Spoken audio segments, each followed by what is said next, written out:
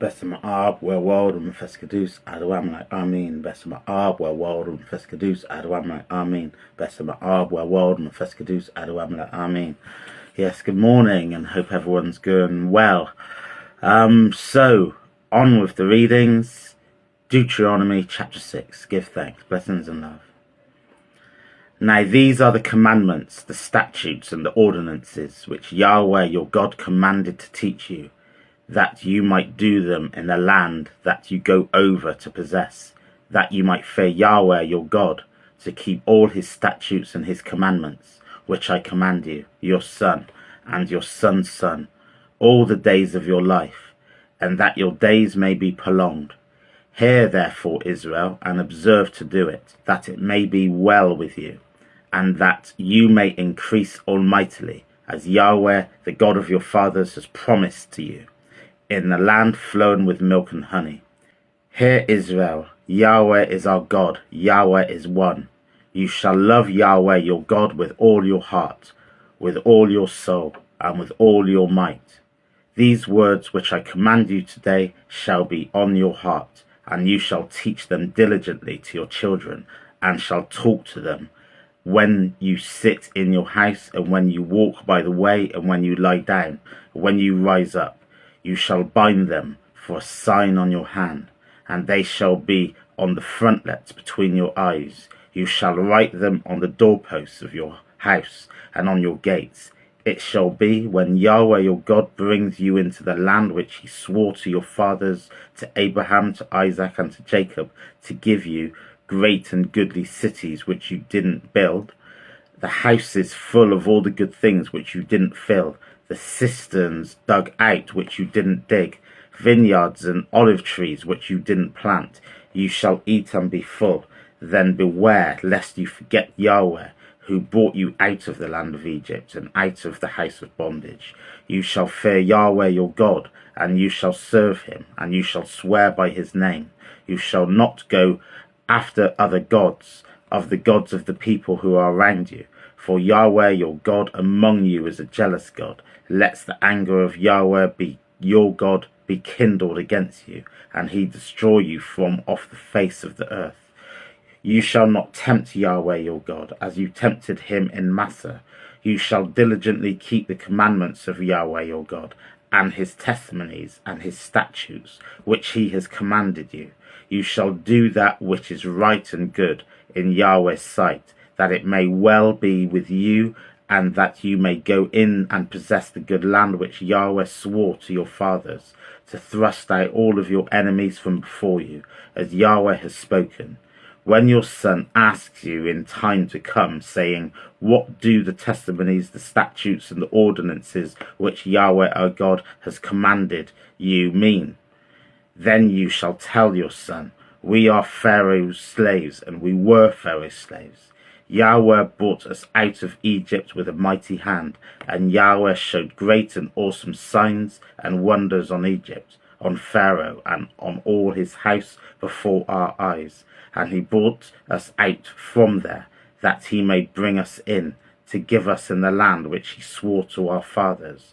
Yahweh commanded us to do all these statutes, to fear Yahweh our God for our good always, that he might preserve us alive.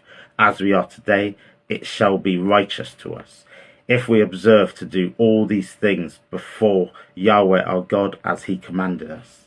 For these few words I give thanks, blessings, and love.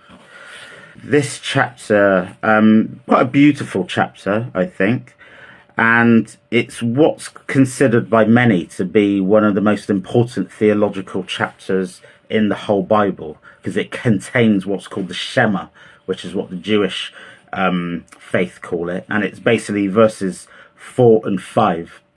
So where it says, hear Israel, Yahweh is our God, Yahweh is one. You shall love Yahweh your God with all your heart, with all your soul, and with all your might. Those two verses are called the Shema, and it's committed to memory by people of the Jewish faith. And it's a bit like, you could say, like the Lord's Prayer, which Christians and others recite, they learn and able to recite from a young age.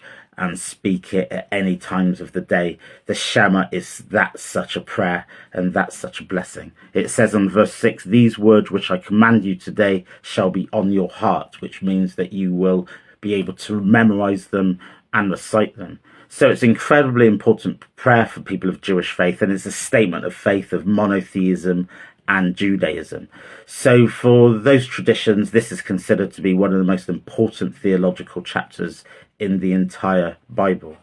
And as it says also further down in here, that you shall teach this to your children.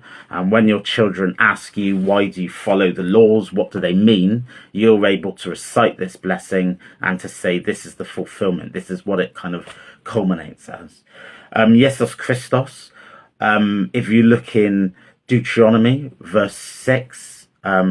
chapter 6, he talks about this being the greatest commandment. And he also then matches that with Leviticus 19 when it says, love your neighbor as you love yourself.